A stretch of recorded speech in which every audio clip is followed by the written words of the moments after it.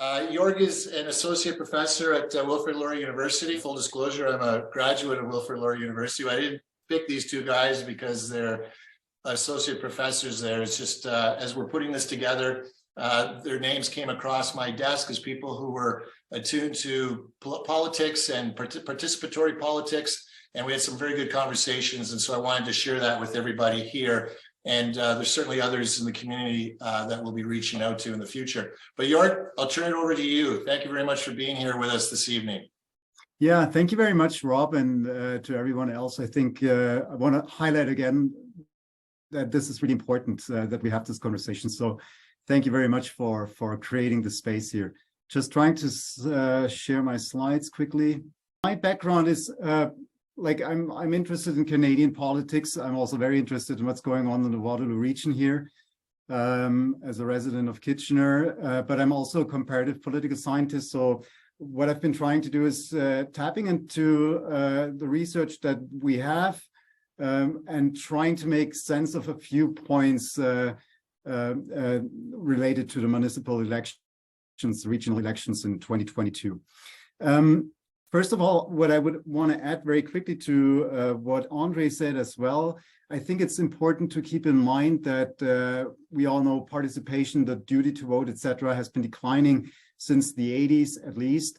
But voting is just one, obviously, form of political participation. There's a broad repertoire, and other forms of participation, often called unconventional or non-conventional forms, have actually gained importance. So I think this is also maybe something for the future debate. When we talk about voting today, it's one form of participation in a democracy. What I would like to point to is first, the first question is really to present 4 forms of non-voters, again, based on the literature, and I try to use this and make sense of some of the things that we've witnessed here in the last election. So I think, or I should also mention, first of all, that these are ideal types. So this is very stylized, and of course there's overlap between them, and maybe there are other forms as well. But I think these 4 types here strike me as really important. So first of all, we have in all liberal democracies a potential of voters that is notoriously not interested, and we won't probably get them involved. So this is something I think we need to accept. Second, and I think many have already touched exactly on this problem, there's a significant share of voters who I would say was temporarily disengaged. These are voters who participate usually maybe in federal elections, maybe also in provincial elections, but not necessarily on the municipal or regional election. Why is that the case? First of all, that was already mentioned several times. Unfortunately, many people see municipal elections as second-order elections. Nothing could be further from the truth. They are super important, but not in the perception of many residents. Second, that was mentioned as well, it was the 3rd election since September 2021. It was complex, multiple elections at once, councillors for 2 levels, executives, and school board elections. Then another argument, no party politics makes things more time-consuming, too many platforms. Another argument that was mentioned, we are growing, so we had many new residents who maybe not have been familiar with this, etc., etc. So this is a broad category. I still don't think it's a catch-all category. There are different factors, all are more circumstantial, but I think they explain something. What I find more interesting now is really looking into the more structural factors that may prevent people from voting or not. And I think here we need to look at 2 broad types. The first one I would call, this is a form of alienation 1. And for the sake of having a better label, I would call them frustrated, often angry, but still privileged residents or citizens. So what I mean by this is essentially the fact that we live in times of paradigmatic change. And many feel that the political system, our discourses, etc., take away certain privileges from them, or some would also call it the freedom to whatever. that they have taken for granted or still take it for granted. So culture, lifestyle, tradition.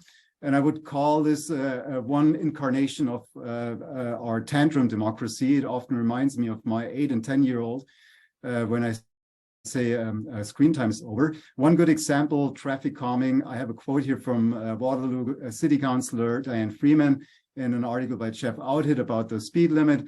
I think I've sufficiently had the life beat out of me by the people in my ward, which raised the question to me at least, okay, for 30 kilometers speed limit, seriously. But this is, I think, an important part. So what are these people, what are the options here? These people have two options. Either they are so frustrated, they exit, they do not vote, or they exercise voice. If there's a good sort of party or whatever, or they go and protest, etc. These are typically anti-establishment voters if they have the chance. So interesting for the regional election, I was quite concerned, but positively surprised that we did not see a cultural backlash. Not even in the school board, where I was most concerned. So apparently this group is maybe bigger than it often appears. It's a minority, it's a loud minority, but it has definitely potential to grow. Again, we have a lot of challenges, housing, climate, etc. So this will not go away, on the contrary. And then the fourth group, the last one, I would call them alienation 2, structurally disadvantaged and marginalized. And this is really like hard research has shown this for decades in many different contexts. It applies. Socioeconomic factors are the most important factors for voting, but also for participation in general.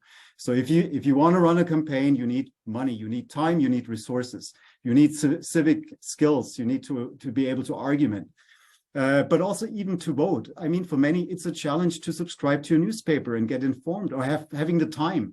Thinking about a single mom with 2 jobs, low-income jobs, that's the problem. It's not just about class here, it's also about race. In Canada as elsewhere, economic inequality is very often racial inequality.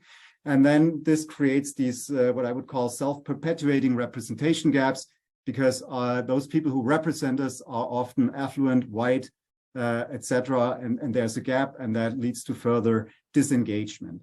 I think this is probably one of the most important problems. So let me conclude quickly with some what I would call parameters for reform. I think 3 points on a general level would be important. First, education and what we call here at the university experiential learning.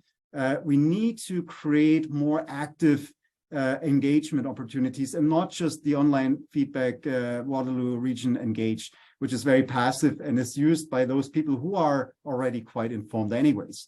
So there are interesting experiments with this, and political scientists have explored this and accompanied this. Citizen assemblies, we had the BC Assembly, for example, in the early 2000s, so-called mini publics. The point is we need to expose citizens to the idea of deliberation, to make them realize how complex democracy can be and how difficult it can be also to argument. Second, and again, I think this is super important from my point of view, socioeconomic factors are the most important ones. So whatever we can do at the municipal and regional level, and some things we can do, we need to undertake to address social inequalities and inequities. We had some modest improvements, if I think about the municipal and the school board level as well. So let's build on these achievements. Stakeholder relationships, I think, are super important here. We need to narrow the representation gaps, and here should be, and I would love to talk, if we have time later, about this more, Indigenous communities. It is an embarrassment that we have literally no indigenous representation within our institutions of local democracy. So moving forward for the next town hall, there should be maybe someone on the panel who is Indigenous and could speak to this problem. This is a huge problem. We are a multinational democracy, and that applies not only to the federal, provincial level, also on the municipal level. And the third and final point is really better communication. I mentioned that yesterday morning when I was asked by Greg Norris, what can the media do? Do not do not amplify these stereotypes if possible. The taxpayer, of course we are taxpayers, but we are more, we are citizens. And citizens are also, citizenship has something to do with trust, with solidarity, and not just I'm the taxpayer. And often these underlying assumptions, it's a simple principal agent relationship. You're not doing what I voted you for. That's not how democracy works. And I use a lot. I like a lot of inspiration that I sort of take from. There's a book that originally appeared in '84, and I had to read this in my first year as a political science student back in Germany, from Benjamin Barber. We live in a thin democracy where this is often the predominant sort of understanding, and we need to get to a strong democracy. And by this he means not that democracy is a way of life, because it isn't a way of life for most people, but a way of living. That means from time to time we need to engage. That needs to be the default. I wrote a short paper on this if anyone's interested. It's just actually for my own clarification, ordering my thoughts. I'm happy to share this or send you an email. It's on my personal website, where I expand a little bit more on this. So thanks again. And yeah, I look forward to this discussion. Jörg, thank you very much for your thoughts. You've certainly raised some dynamics there that I think many people would really appreciate, and clearly shows, as I said at the intro, there's so much more to explore with respect to this. I was just wondering if you just quickly just maybe give a little more detail on a citizens' assembly, what we're talking about, and then after Sam Nabby speaks, I'm going to call on, if she wants, Jennifer Ross, who I saw in the chats mentioned she was involved in a citizens' assembly, and I'm curious about that. I'm going to ask her to say a few words about that if she wishes. No pressure. But Jörg, if you could just comment on that a little bit. Yeah, so there are very different models actually. Essentially, the idea is you create a body that is really representative. So one way to do this is a lottery system where you pick people that really represent the diversity of the population and invite them to participate over an extended period of time on a certain topic. So in different parts of the world and different democracies, different ways of doing this have been used. For Canada, again, there were several, but the most prominent one was really the BC Citizen Assembly, which was also accompanied by political scientists and graduate students from Simon Fraser University, where, yeah, there were different, it was about the electoral reform, where political scientists sort of explained these are different types of systems that would produce these type of results, and the citizens had to deliberate and make a proposal, a report that then served actually as the basis for a referendum. Unfortunately, the thresholds were so high that it was, well, almost impossible to meet, and they barely failed actually. Okay, and thank you, Jörg, for that.